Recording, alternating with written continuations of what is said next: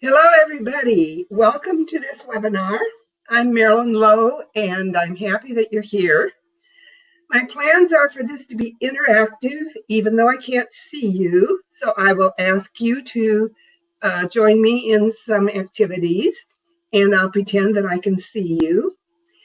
There are two items of business. One is that this webinar will be archived for future viewing on the MTNA website. And two, I will really look forward to your questions, and we will have a Q&A at the end of this session. So to continue, in the summer of 1992, a colleague and I drove to Columbia, South Carolina for a week-long seminar with Dr. Gordon to hear about his music learning theory. This week changed my life. Gordon's theories answered many questions about student progress and achievement, and specifically the question as to why students seem terrified when I ask them to compose or improvise without music notation in front of them. I learned the reason was that they did not audiate. I was thrilled to have Gordon's sequenced curriculum to apply to piano instruction so I could help my students learn to audiate. I learned at this time that singing develops tonal audiation, and rhythm audiation is based on body movement. I'm not a singer and I'm not a mover, but I did believe Dr. Gordon when he demonstrated that the pathway to audiation was through singing and body movement. So I followed his advice, and to my surprise, it was very effective. Students responded to my singing voice and loved engaging in body movement activity. Audiation was happening in front of me. Before continuing, I would like to introduce you to Edwin E. Gordon, who lived from 1927 until 2015. He was a string bass player with Gene Krupa's band. Look Gene Krupa up on YouTube, you'll find him amazing. Gordon received a master's degree in music from Eastman School of Music. He was a string bass player, and he received a PhD degree in psychology from the University of Iowa. When Gordon started teaching, he recognized some needs in music education, so he spent time teaching young children along with his university teaching. His study and research led him to create a unique music learning theory. From now onward, I will use the term MLT as an abbreviation for music learning theory. MLT is Gordon's research-based explanation about humans learn when they learn music. Gordon's thoughts and research about music learning are validated by contemporary neuroscience research. During the 1960s, Gordon explained that music literacy included listening and improvisation, as well as reading and writing. Early in his career, Gordon talked about music readiness, the need for adapting instruction, teaching to individual differences, and understanding the teaching learning process. He also discovered that rhythm concepts should be discussed differently before tonal concepts. With the strong belief that music should be learned as an oral art, Gordon created a music learning theory that is sequential instruction for the purpose of developing audiation skill. What is the music learning process? The music learning process can be compared with the language learning process. Think about how children learn language. There are 5 sequential steps. 1, they listen. 2, they speak, babble, use words. In music, we perform, sing, and chant. 3, they think, carry on conversations. And in music, we audiate and improvise. All this is done orally by listening and speaking. Then the next step is reading music, and we read music notation and writing music notation.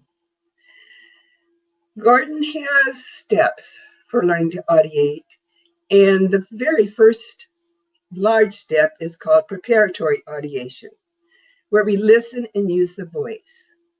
Listening is the first step for preparatory audiation. How do children learn to speak? They listen and they imitate. They learn labels that are in a context. For example, a child will ask for a food by name, not a toy when he's hungry. The child names different animals and recognizes the sounds they make. Children learn many words and labels for what they know and acquire a large listening and speaking vocabulary before they learn to read and write. Just have a conversation with any 3-year-old. They're pretty amazing. Since the ears develop before birth, hearing sounds in the outside world begins pre-birth.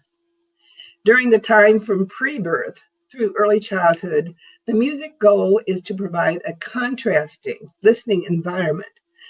So learners will become familiar with a large variety of music sounds. The preparatory audiation curriculum for MLT preschool classes is called informal instruction because activities center on music acculturation. No expectation for teaching, just putting the sounds in the child's environment and they will imitate. The MLT environment for early childhood music classes is filled with a huge variety of contrasting songs, rhythm chants, and rhythm and tonal patterns, all without words.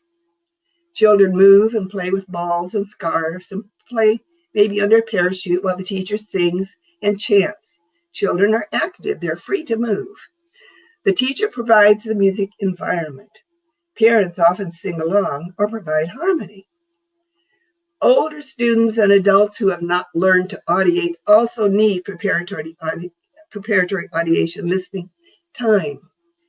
MLT piano teachers include activities from early childhood curricula specifically for developing listening and body movement experiences. Children and many adults learn through body movement. Songs without words may be a new idea for some of you. Tom Moon, as a music critic for NPR, recognized that words can be a distraction for learning accurately the rhythm and the tune of a song. Recall a young child singing a song with words such as Mary Had a Little Lamb or Twinkle, Twinkle, Little Star. Words may be mispronounced and usually there are inaccuracies in rhythm and melody. If the children first sing the song on a neutral syllable, the pitch and rhythm will probably be accurate. Now participate, sing along with me.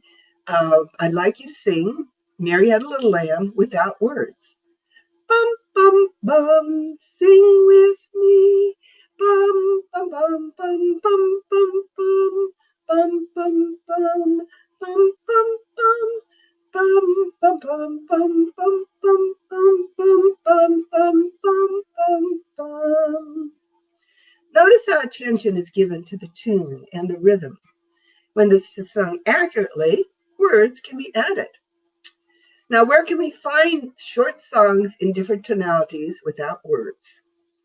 Gordon and many others have published short songs without words to give children a variety of music in different tonalities and meters for listening. You can find these just by Googling.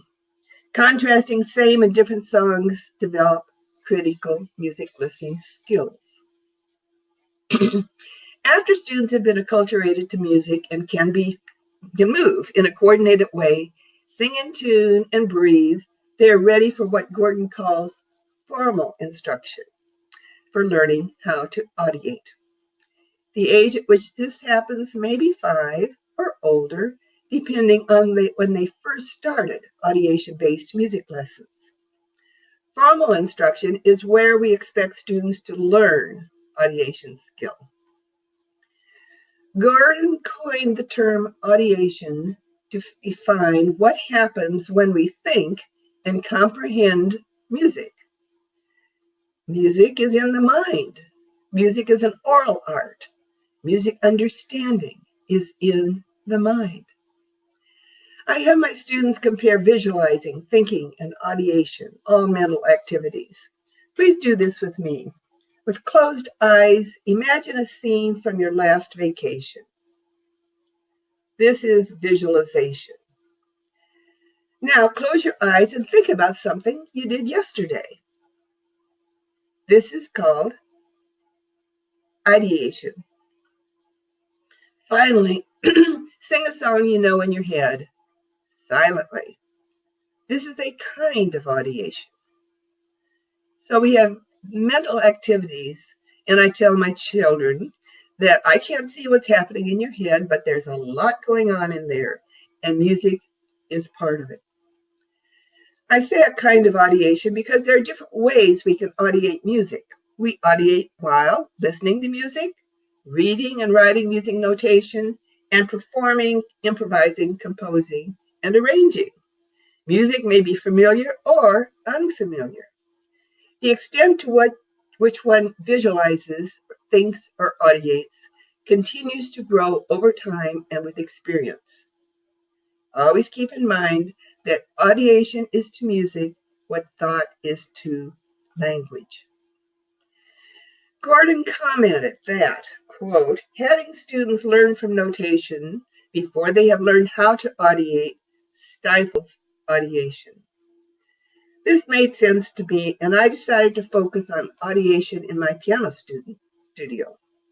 I discovered that audiation is fundamental for reading and performing music with understanding. Audiation was the missing link in my teaching.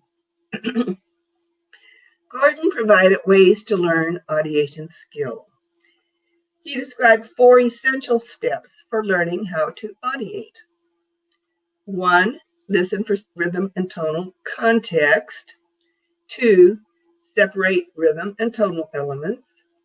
3, acquire a rhythm and tonal pattern vocabulary. Patterns are the words of music. And 4, to improvise.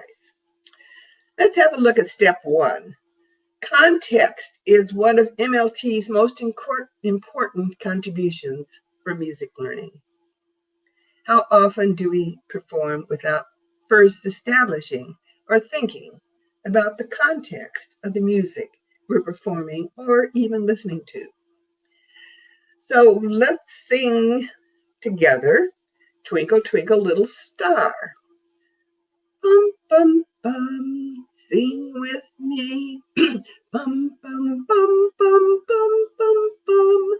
Bum, bum, bum, bum, bum, bum, bum. Bum, bum, bum, bum, bum, bum, bum. Bum, bum, bum, bum, bum, bum, bum. Bum, bum, bum, bum, bum, bum, bum. Bum, bum, bum, bum, bum, bum, bum. What is the tonal context? Is it major or minor or something else? Because there are other tonalities. Well, it's in major tonality. What is the starting tone? Bum, bum, bum, ba is the first scale degree. Using tonal solfege, it would be do. What is the first tonal pattern in the song? Bum, bum, bum, bum, bum, bum, 1 to 5, which is do to so. That is the beginning of thinking in terms of tonal context. What is the rhythm context for Twinkle? What is the meter? Does it move in 2 or 3 or something else? Because there are meters in 5s and 7s. Well, of course, it's moving in 2. It's duple meter. There are 6 rhythm patterns in this song. Chant the first rhythm pattern using a neutral syllable. I like to use ba. It would go ba, ba, ba, ba, ba, ba, ba. Compare this rhythm pattern in your head with the other 5 rhythm patterns. What do you audiate? Do you find that they are the same? Is it possible that a whole song can be composed with the same rhythm pattern for 6 phrases? Well, it works for Twinkle, Twinkle, Little Star. This can be used for an improvisation activity. Think about it. Create a new piece using this rhythm pattern and the same form. We have A, then we have B, and the B has a repeated pattern, and A. A has 2 phrases. If you're near a pattern, or if you're near a piano, try this now. A simple way to alleviate anxiety about improvisation sounding great is to use random keys. If you focus on the rhythm pattern and form, then students have fun and can deal with sounds, loud, soft, fast, slow, high, low, staccato, legato. So if you're near a piano, try this. I'll do Twinkle Twinkle.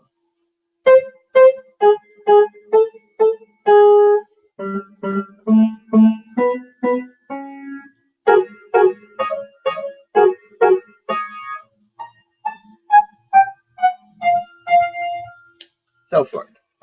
Did you hear the rhythm pattern and the form? That is the objective for improvisation. Next time you and your students listen to music, think about the meter and the tonality. Practice listening for differences. Step 2 of Gordon's 4 steps for learning how to audiate are to separate rhythm and tonal elements. This concept has been incorporated into MLT since Gordon started his research in the 1960s. Research informs us that we cannot multitask. If you like to go down rabbit holes, Google multitasking. We can only attend to one thing at a time, and we can only learn one new thing at a time. The mind is very quick and can process many things separately. We may feel like they're happening at the same time, but MRIs show separate processing. I tell my students that if they learn separately the parts of music, their brain will just put them together that fast. They don't even know it's happening. But the parts do need to be learned separately, and then they're put back into a whole that moves very quickly. This is a whole parts whole approach, the Gestalt theory. In studying music notation, I have a learning module where students only read the rhythm patterns from selected pieces. Then they improvise following the notation. If you have a piece of music handy, look it over for only the rhythm patterns for one staff. Then use it for improvisation. Random keys are fine, but be accurate with the rhythm. I think that reading rhythm from music notation that has other information there, pitch, dynamics, articulation, maybe fingerings, is a very good way for children to focus on the rhythm. Step 3 is to acquire a rhythm and tonal music pattern vocabulary. This is very important, and I'll demonstrate this later. The 4th item is to improvise. Improvisation is to music what thinking and conversing are to language. Improvisation cements learning. Everything a student learns should be used for improvisation. Folk songs are perfect to use for developing improvisation tools. Sing the first phrase of Twinkle, Twinkle very softly. Bum, bum, bum, bum, bum, bum, bum. Now sing it strongly. Bum, bum, bum, bum, bum, bum, bum. Experimenting with dynamics, vocally and at the keyboard, changes the mood and is, in fact, improvisation. Improvise using the rhythm pattern from Twinkle Twinkle. Sing or play. We already did this, but we can sing it. Bum, bum, bum, bum, bum, bum, bum. Bum, bum, bum, bum, bum, bum, bum. So I can have children standing in a circle, singing each phrase of the rhythm pattern of Twinkle Twinkle, and they end up wherever they end up. It doesn't matter. The fact is they're thinking of the rhythm pattern, they're using their voice, and one continues after another. Make a new piece using the rhythm pattern and phrase structure. Of course, black keys always work.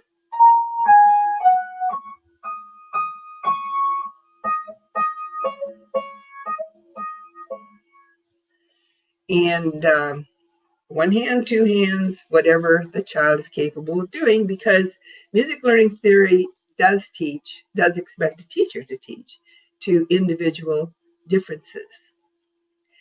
The motives can be changed. Play it backwards. Go.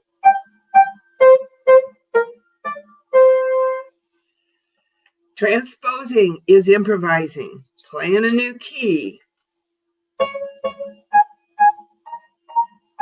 Or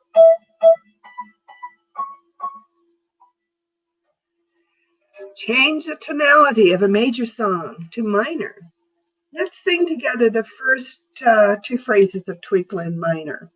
Bum, bum, bum, ready, sing. Bum, bum, bum, bum, bum, bum, bum.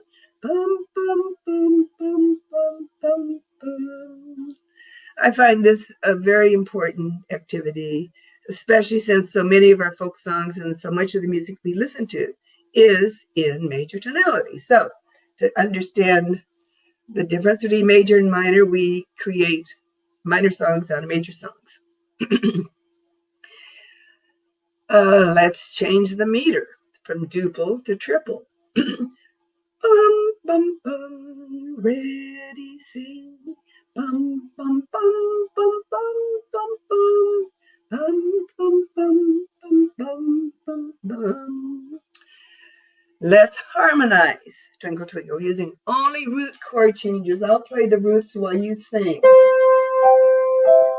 Bum, bum, bum, bum, bum, bum, bum, bum, bum, bum, bum, bum, bum, bum. Root harmony focuses on the sounds of the chord changes. I discovered after years of teaching chords for tonic dominant chord changes that students really were not hearing the changes, but at the minute the root is there alone, those changes are very, very strong and apparent, and they hear the changes. Advanced students can reharmonize the tune. Preparation for this is knowing all the major and all the minor triads. This is a keyboard skill my students learn as soon as possible. You can harmonize. I'm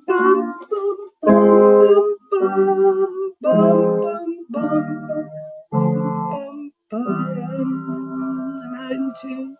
But using chords that work with the melody notes, because every melody tone has a number of different triads that contain that particular melody tone. Presently, my students have 2 lists of popular folk tunes to learn and transpose. All are, as I mentioned earlier, unfortunately in major tonality. Many are in duple meter. There are not many familiar American folk tunes in minor tonality. Check on nursery schools' singing curriculum. We live in a major duple world, which does not provide the contrast needed for audiating music. This is why composed songs in different tonalities and meters are important for preparatory audiation. And we sing these for student activities at piano lessons. Even for older students, they need to continue to hear songs in Mixolydian tonality and Dorian tonality and so forth. Students need differences to make comparisons. For example, visualize yellow. Now visualize green. We see differences. We know what black looks like when we compare it with white. Hot is different from cold. Learning happens when we experience contrast. The way we make contrast with folk songs in piano lessons is to change tonality and meter.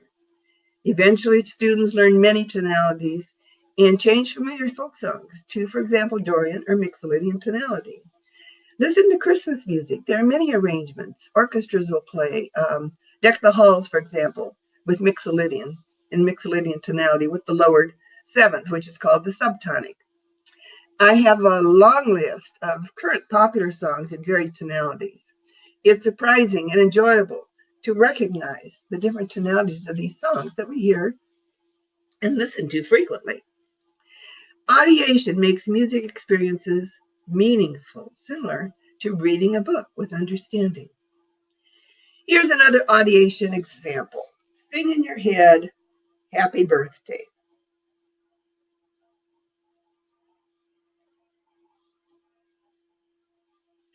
I did it quickly. What is the meter of the song?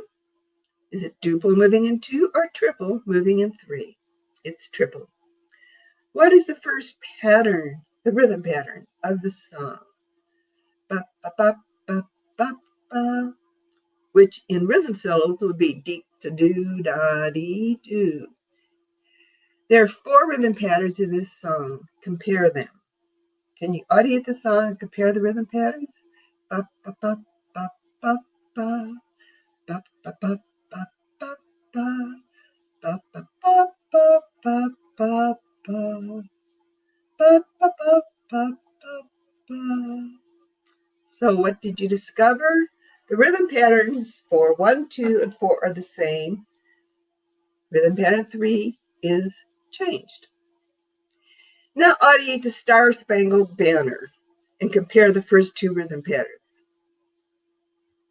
If you're audiating, I might interfere with your audiation if I sing it, but I will sing. Bum, bum, bum, bum, bum, bum, bum, bum, bum, bum. Compare those 2 rhythm patterns with the rhythm patterns in Happy Birthday. Well, they're the same. Comparing patterns among different pieces of music is audiation. I can't count the number of times my students have jumped up from the piano, grabbed their iPhone, checked something to find a song that they knew that had something similar, either the rhythm patterns or the melody patterns that are the same as the song piece they're playing. What is the tonality of the Star Spangled Banner? It's major. What is the starting pitch? Do, mi, so. It starts on so, the 5th. Name the tonal pattern that starts the song. Bum, bum, bum. So, mi, do. That's the first tonal pattern for the Star Spangled Banner. Notice that tonal patterns are not without rhythm, are without rhythm. Name an interval that one must know to play the Star Spangled Banner. I'm asking all my students, middle school and older, to play familiar tunes, like Happy Birthday, Star Spangled Banner, America. Okay, when you sing the song, bum, bum, bum, bum, bum, bum, that's a tonic chord. Bum, bum, bum, you get to there and you have to know exactly where mi is. Bum, bum, bum, bum, then you're back to so. So as before they can play the tune accurately in 12 keys, which I expect my high school students to do, they have to think first that when they get to that point in the song, they have to know exactly where mi is to play it accurately. What is the starting point for Happy Birthday? Well, it's a low so. Bum, ba, bum, bum, bum, bum. So Happy Birthday starts, or Star Spangled Banner starts on the upper so. This is important because if you're leading singing, you don't want to start the Star Spangled Banner on the low so. Boom, boom, boom, boom, boom, boom, boom. Although that may work for some people because the song has such a wide range. But there's a difference between songs beginning on the so above do and the so below do. Sing the first 3 pitches of Happy Birthday. Bum, bum, bum, bum, bum, bum, bum. That sound is so, la, so. We call la an upper neighbor when it starts on so and ends on so. It just goes back to it. I have students learn what so, la, so sounds like. We don't talk about whole steps and half steps. We just learn the sound of certain intervals. What songs can you think of that use this pattern? So, la, so. Audiate London Bridge. Do you hear it? Audiate Looby Loo. It happens toward the end of the song.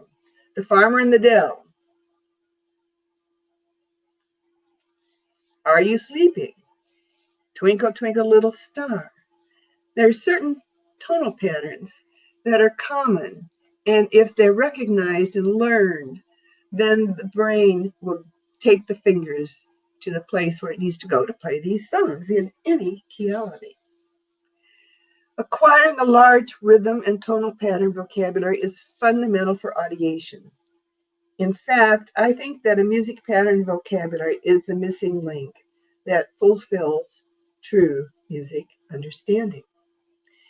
Gordon recommends that a few minutes be spent at each class or lesson to help students acquire a pattern vocabulary. He has a special skill learning sequence for learning this music pattern vocabulary, for tonal patterns and rhythm patterns. Tonal patterns are separated from rhythm patterns, and rhythm patterns do not have pitch. Let's look at developing audiation skill, rhythm audiation skill. Gordon and friends developed a rhythm pattern system that is not tied to notation. I recommend this book. I don't know if you can see it, it's backwards in my picture. But the title is Taking a Reasonable and Honest Look at Tonal Soul Pitch. It's a wonderful book describing many different tonal systems and rhythm systems. It's as complete a book about tonal systems and rhythm systems that I know of. If a rhythm system is not tied to notation, then there can be subjective decisions about how the piece moves. We can use Twinkle as an example. Move while I chant ba for each beat. Ba, ba, ba, ba, ba, ba, ba. Now I will change the feel, but not the tempo or the notation. Move on the bas. Ba, ba, ba, ba, ba, ba, ba. The notation does not change, but the feel changes because the pulse tempo beats, macro beats, are longer. There are several rules about rhythm patterns. First is the awareness of context. Duple meter rhythm patterns are presented next to triple meter rhythm patterns, so students can compare contrasting meters. This is the way understanding happens. There are three elements to rhythm: the pulse or tempo beat. I like to put it in alternating heels because the whole body responds to the movement. Alternate your heels if you're sitting or standing, and you can feel the heel movement moves the whole body. Toes are glued to the floor. In ML, this is the pulse, this is the tempo beat. In MLT, we call these macro beats, big beats. The name given for the big beats is do. You can move your heels and feel do, do, do, do. Next, we have meter beats. Keep the heel moving to the macro beats, and then let's split the heel movement with hands tapping to the sides without sound, moving in two. So we're splitting, splitting the macro beat into two parts for duple meter. We call these syllables microbeats, and we use the words do-day, do-day, do-day, do-day. Now let's split the foot movement into three parts with hands tapping silently. I'll move them here because you can't see my body sides or maybe a shoulder. Do-da-dee, do-da-dee, do-da-dee, do-da-dee. So we have our big beats, our tempo beats in our heels. We have our meter beats somewhere on our body. And I will say we have the do days for duple meter, do-da-dees for triple meter, and any other sound is simply a ta. It's a system that all my students find easy to use. The third element is the rhythm pattern. Move with me, moving the heels at this speed. Do, do, do, do. Add microbeats and duple meter with hand touches. Do, day, do. Keep moving while I chant rhythm patterns and echo the rhythm patterns from London Bridge. Ba, ba, ba, ba, ba, ba, ba, ba, ba, ba, ba, ba, ba, ba. Then we have ba, ba, ba, ba, ba, ba. Ba, ba, ba, ba, ba, ba, ba. Ending ba, ba, ba, ba, ba, ba, ba, ba. Notice that the rhythm patterns are 4 macrobeats in length. Ba, ba, ba, ba, ba, ba, ba. Or do, to do, day, do. This gives good examples of phrasing, and children will often improvise using rhythm patterns, and they'll come up with a very nice, what we would call 16 measure little improvisation. Patterns are first used using neutral syllables. Ba, ba, ba, ba, ba, ba. And then those very same patterns are used with rhythm syllables. Do, do, day, do, which was ba, ba, ba, ba, ba. This is the way patterns are learned in music learning theory. The music pattern vocabulary is introduced sequentially. In piano MLT, we use 6 categories of rhythm patterns.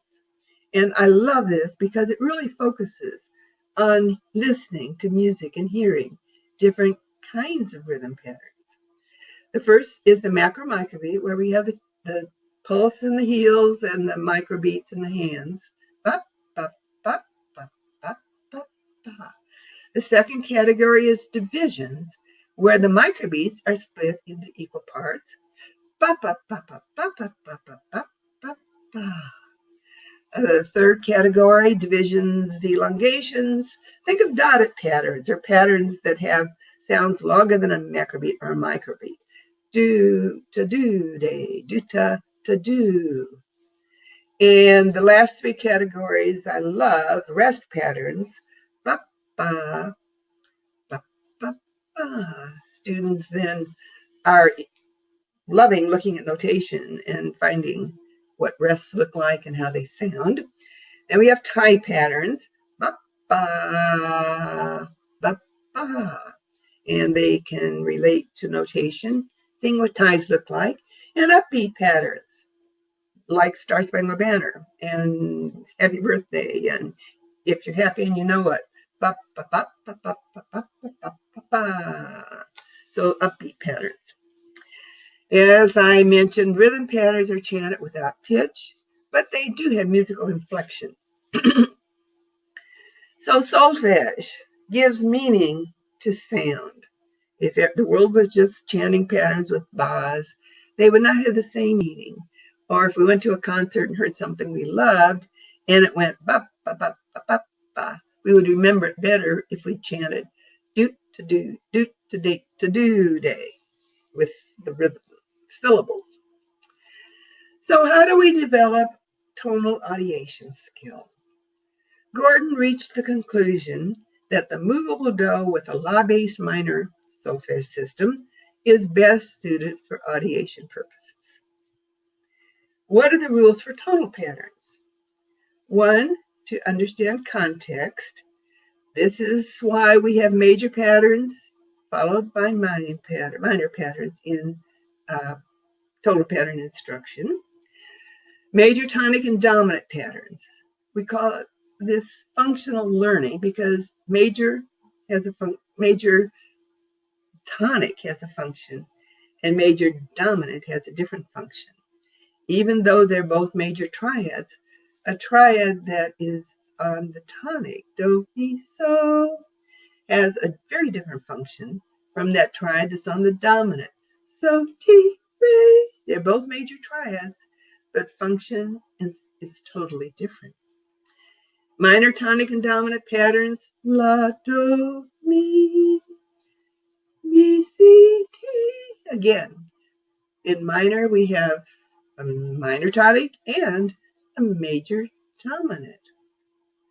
After tonic and dominant patterns are secure, the subdominant is added. Primary triads are used for individual tonalities, meaning always the tonic followed by the next primary triad. Major and minor have tonic to dominant, and they have subdominant. However, other tonalities, such as in Dorian tonality, there is no dominant. The cadence is tonic, subdominant, and subtonic. Bum, bum, bum, minor tonic, bum, bum, bum, major, subdominant, and bum, bum, bum, major, subtonic. Back to the tonic, which is minor. Again, the triads are rearranged, but the same triads are always next to each other. The major minor sequence is always preserved when we change tonalities. Tonal patterns, as I have demonstrated, are sung without rhythm. So how do we apply MOT to piano repertoire in the studio? I've found that the perfect starting place is using folk songs. Then that learning process can be applied to repertoire at every level. First step would be to sing the song without words, learn it well, name the meter, identify and chant rhythm patterns, compare same and different. Name the tonality, identify essential tonal patterns, compare same and different. Name the starting pitch. Students, I had them sing do, mi, so. Where does Mary Had a Little Lamb begin? Do, mi, begin the mi. Where does row, row, row your boat begin? Begins on do. And where does London Bridge begin? Do, mi, so. So this gives them clear starting points for the songs that they want to play. And that gives them a way to transpose and play the songs in every key that they know how to play in. At the piano, they should establish tonality by playing a tonic dominant cadence. Let's take B major.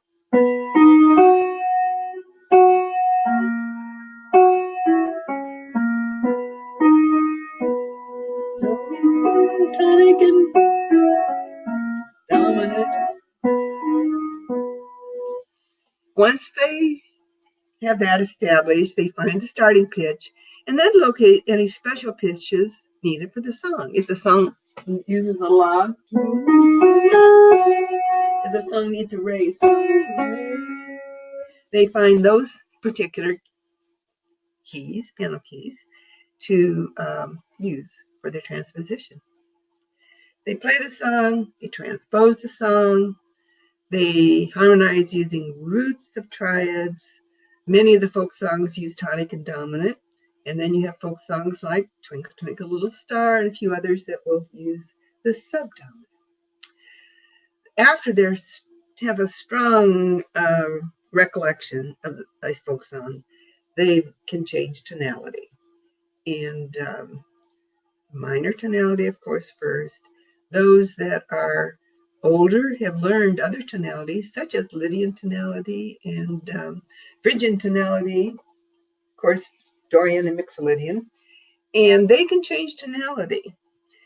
They can also change meter from duple to triple, or try changing it to 5 for measure. That's a new challenge. Students can take the folk songs and create mashups, which means taking part of a song and then continuing to the next song. That's a really, really fun thing to do. They can create medleys, which means playing one song and then another song.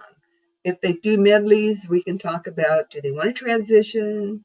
Do they want to have a few, or maybe a few notes or a phrase between each song? Or can they go directly from one song to another?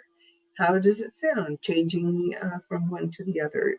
Does it matter what key they're going to? What tonality they're going to? How do they do this? My seniors, when they play their senior recital, I ask them to make an arrangement of a folk song to perform. Often I have to say 4 minutes is long enough. They get really excited about doing this. And it's interesting, they choose songs like Twinkle, Twinkle, Little Star, or London Bridge, or Old MacDonald, and the arrangements are really quite nice. Students can improvise on the phrase structure and rhythm patterns. They can reharmonize the tune.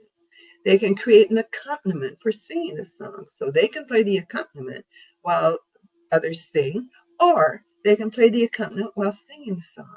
I think that's a great skill to know. I like to have them first play these tunes with only the middle finger. There are several reasons for that. That balancing on the middle finger keeps a nice forearm hand shape. Number two, they have to really know the tone. When they're going from so to re, they have to know where it is. They can't use finger memory. So it also avoids fingering issues when you have tunes that are within an octave range, outside of the 5-finger range. Then we don't have to deal with what fingers to use, and they don't get twisted and turned around. Later on, I ask them to figure out a good fingering for the melody when they use one finger. Older students with large hands can then play the melody in octaves and actually the root in octaves, and that makes a very nice accompaniment for large group singing, octaves in both hands.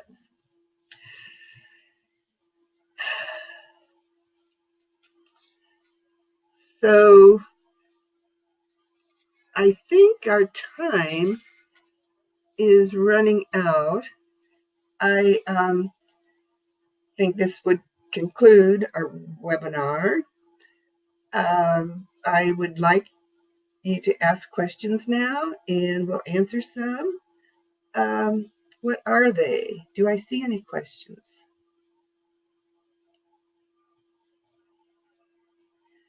Why don't I see any questions? I really want to hear from you.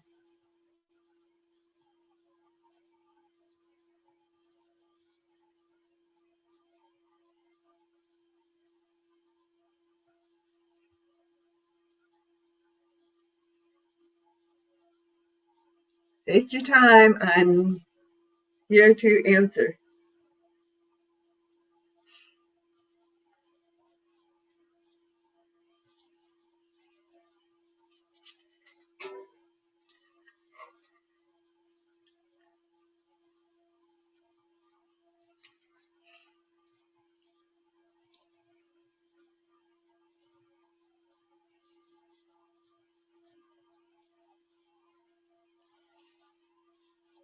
Okay, I'm supposed to look in the chat. I don't see anything.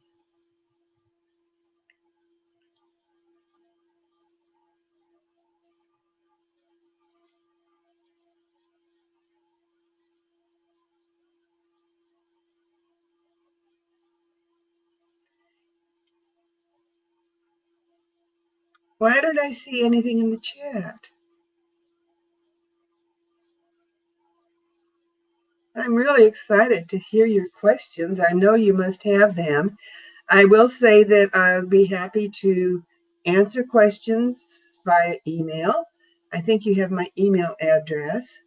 And am I supposed to press the chat icon? Maybe that will work.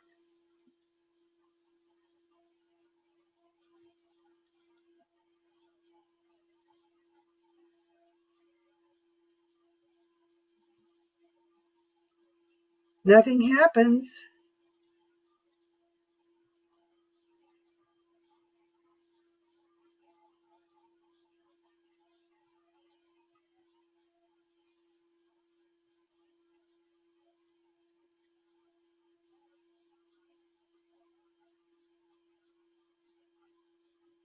Okay, I do have a question about mixing up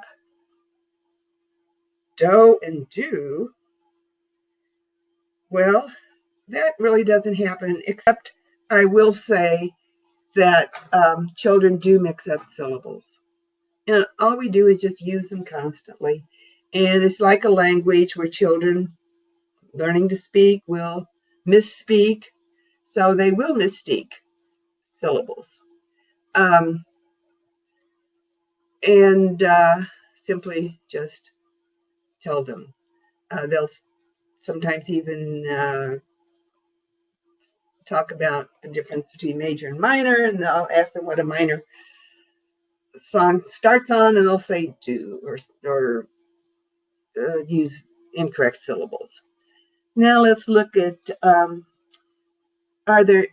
do I teach in groups? Well, I do. I actually have overlap times, and now when I'm doing the folk songs, I have students stay for sometimes 2 hours, and we work together. It's a great way to reinforce learning and to share performances and see how far each is progressing. It's very motivating to have students work together. So groups are variable.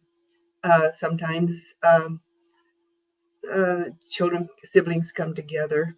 Sometimes there's just a special group that works together. Okay. Are there any materials to help learn? Well, there are, yes. There are materials. This is not supposed to be commercial. So I would say Google me, email me. I have designed materials for learning this. And Gordon has many books. So how do you use MLT to teach sight reading? Oh, this is wonderful. First of all, again, referring to language learning, students have built a large music pattern vocabulary. Music is read in patterns.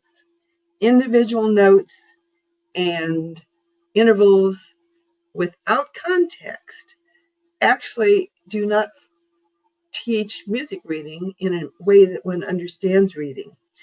I'm using currently a book I have with 26 songs in it, pieces in it, that are one-page pieces, and I play the pieces in different ways so students hear the same piece played, different dynamics, different articulations, different areas of the keyboard. And then we talk about the meter and the phrase structure. And then I show them the piece and have them recognize the patterns and how they appear on the page, the way they move, the direction in which they move, the patterns that are repeated, the patterns that are different, how they're the same and how they're different. That is, I think, a very good first step for learning to read music. We read by patterns. We do not read by individual note names or by individual note values, quarters and eighths and so forth. The same as when we read books, we do not read books using letters, T, H, E. We don't even read one word. We read at least 2 words and maybe 3 or 4. Let's see. Stuff to make time in a half hour to incorporate solfeggio and note learning. Suggestions. I just use it all the time. I use the solfege with the rhythm. We separate the elements. We separate rhythm from pitch. We talk about context. Is this piece in duple meter or triple meter? Have them move in 2 or move in 3. Use the neutral syllables, use the rhythm syllables. Discuss how the piece moves rhythmically, how the patterns compare rhythmically, and then we look at the pitch elements and see the essential tonal patterns. Find if it's a tonic pattern and might play the tonic pattern on the piano. Let's see, can be contacted.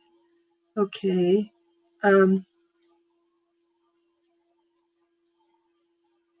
Can we describe audiation as pitch relationships? In one sense, yes, because if you think about it, do, so has a very different feel from re, la, and both are perfect fifths. So if we don't have that sound in our heads, um, just looking at a music score and saying that's a perfect fifth and that's another fifth, um, we really aren't reading with understanding. So we need to know where the pitch falls within a special tonic, tonal center. How would you explain how tonality differs from individual pitch? I'm not sure I understand the question. Tonality refers to, is a piece in major tonality, minor tonality, Dorian tonality, Phrygian tonality, etc. Gordon used the term tonality to incorporate major and minor into the modes, so that instead of thinking of modes and then thinking major, minor, every tonality is included and every tonality has a tonal center. Oh, will you please play some early pieces that they read from notation? Well, let me say this. If we go through the steps for reading, which include a lot of listening and uh, improvising constantly, understanding patterns and building a rhythm and tonal pattern vocabulary. What I'm finding in my studio is when students are around 12, and this is a good age because music reading does require abstract thinking. A quarter note has different functions in different kinds of pieces.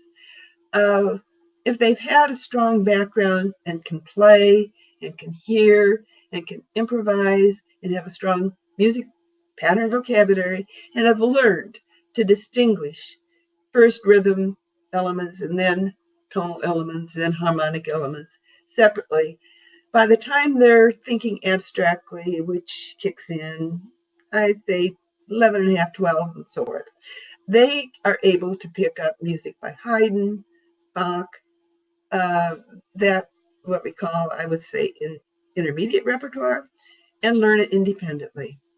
It was shocking to me to find that this is what happens, but it is what happens. To try to teach children to read note by note when they're younger stifles audiation and prevents them from separating the elements in their thinking and learning of music. There are samples on my website. I'm not sure how much more I can say. Just Google um, I guess Google Music Moves for Piano, and there are some samples of the repertoire in the very books. There are over 20 books. What else do I have here?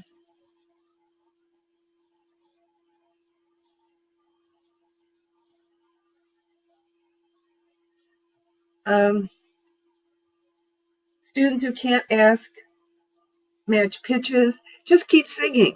Just keep singing.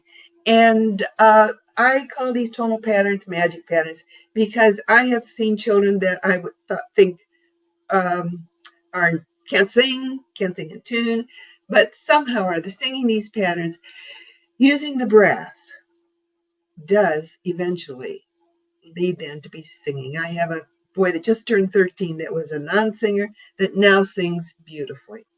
It's time to close. Email me your questions. I'll be happy to answer them. Um, I think it's time to close. Thank you for attending.